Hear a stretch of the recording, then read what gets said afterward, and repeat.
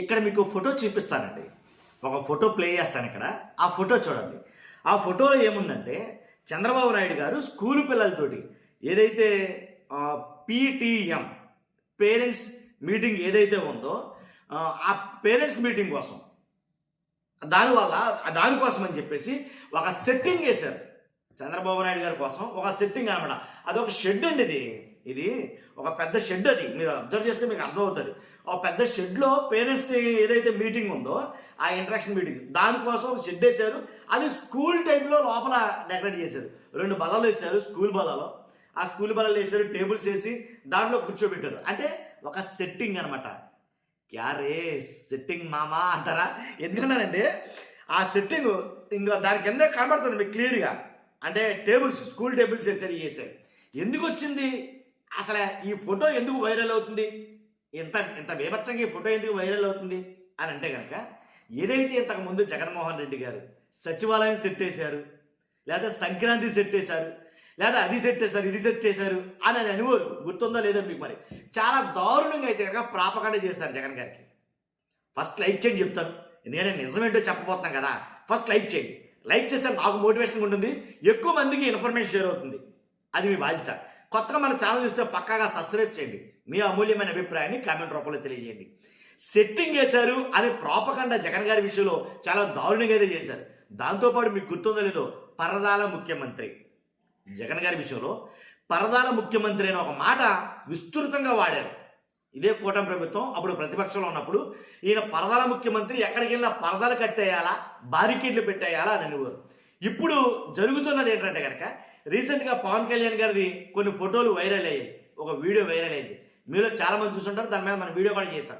ఎలా అంటే model drainage వ్యవస్థ కోసం ఏదైతే మోడల్ డ్రైనేజీ ఓపెనింగ్కి వెళ్ళినప్పుడు పవన్ కళ్యాణ్ గారు జనమంతా బయట ఉన్నారో వాళ్ళకి ముందు ఒక పరదాల లాంటివి కట్టేశారు. గ్రీన్ స్క్రీన్ లాంటి, గ్రీన్ మ్యాట్ లాంటిది ఒకటి కట్టేశారు పరదాలు. చాలామంది మీలో చూశారు. కాబట్టి అంటే ఇప్పుడు జగన్ గారు నాన్న వాళ్ళే ఇప్పుడు పరదాలు కడుతున్నారుగా.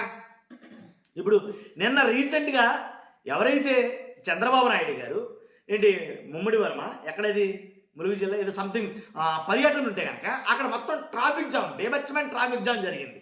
ఆపేశారు పోలీసులు. ఏంటి ఆపేస్తే చాలా అవస్థలు పడ్డారు. ఇదే గతంలో జరిగితే చాలా ప్రాపకాండ చేశారు. తిరిగి మనకు వస్తుందండి. మనం ఏదైతే విత్తుతామో ఆ పంటను కోస్తామంట. మనం ఏ చేతితోటే ఇస్తామో అది ఖచ్చితంగా బోమరింగ్. కర్మ ఈజ్ బోమరింగ్, దాంట్లో ఎలాంటి డౌట్ లేదు. కాబట్టి ఎప్పుడైతే జగన్ గారు సెట్ వేశారన్నారు సచివాలయం సెట్, ఇప్పుడు అర్జెంట్స్ మీటింగ్ ఉంటుంది. ఇప్పుడు వాళ్ళు సెట్ వేసినా వీళ్ళ సెట్ వేసినా నేను తప్పు అని అనడం వల్ల, ఎందుకంటే ముఖ్యమంత్రి స్థాయిలో ఉన్న వ్యక్తులు వాళ్ళు పబ్లిక్గా యథేచ్ఛగా మనగలాగా పబ్లిక్లో తిరగాలంటే కుదరదు. కాబట్టి అత్యవసర సమావేశాలు ఉంటాయి, రాత్రి అపరాత్రి అని లేకుండా ఉంటుంది. కాబట్టి అలాంటి టైంలో సచివాలయంలోకి అరేంజ్ చేయాలి జనాలందరినీ అవ్వదు. లేదు అలాంటి సెట్టింగ్ వేస్తే తప్పేంటి అని నేను అప్పట్లో కూడా మాట్లాడా. ఇప్పుడు సెట్టింగ్ వేసి దాంట్లో చేసేదేంటి? వేరే భాగవతమేం కాదు కదా. దాంట్లో మాట్లాడింది కూడా ప్రజా శ్రేయస్సుకు సంబంధించిన విషయాలే కదా. ఇప్పుడు అక్కడ మాట్లాడితే తప్పేంటి అని నేను మాట్లాడా. ఇప్పుడు కూడా ఇప్పుడు చంద్రబాబు నాయుడు గారికి, లోకేష్ గారికి ఇబ్బంది కలగకూడదని, పబ్లిక్ ఇబ్బంది కలగకూడదని ఒక సెట్ వేశారు, స్కూల్ వాతావరణం లాంటి సెట్. కానీ మనం ఒకరిని విమర్శించేటప్పుడు ఆ విమర్శ ఖచ్చితంగా మనకు తగులుతుందేమని అబ్జర్వ్ చేయాలి. అంటే మనం అధికారంలో ఉంటే ఒక రకంగానో, మనం అధికారంలో లేకపోతే ఒక రకంగానో మాట్లాడకూడదని నా అభిప్రాయం. కాబట్టి ఈ స్టార్ట్, యాక్షన్, కెమెరా, కట్ ఈ మాటలు చాలా ఇప్పుడు ఎక్కువగా వినిపిస్తున్నాయి. ఇప్పుడు కూటమి ప్రభుత్వంలో గతంలో చేస్తేనేమో అది వ్యభిచారం, ఇప్పుడు చేస్తుంటేనేమో అది సంసారం. ఇది కాదు కదా పద్ధతి. కాబట్టి ఏదైతే సినిమా షూటింగ్ను తలపించేలాగా ఒక పీటీఎం కార్యక్రమాన్ని అయితే కనుక అరేంజ్ చేశారు. అక్కడ క్లాస్ రూమ్ సెట్టింగ్లో పక్కా స్కిట్ తోటి సీఎం చంద్రబాబు నాయుడు గారు, లోకేష్ గారు కార్యక్రమం నిర్వహించారు అని వైఎస్ఆర్సీపీ నాయకులు ఆరోపిస్తున్నమాట. ముందుగా ఎంపిక చేసిన వారికే మాట్లాడే అవకాశం ఇచ్చారు, అందరినీ మాట్లాడనివ్వలేదు. స్కూల్ కమిటీ చైర్మన్ కూడా వేదిక పైన చోటు దక్కలేదు అని బాధపడుతున్నారు.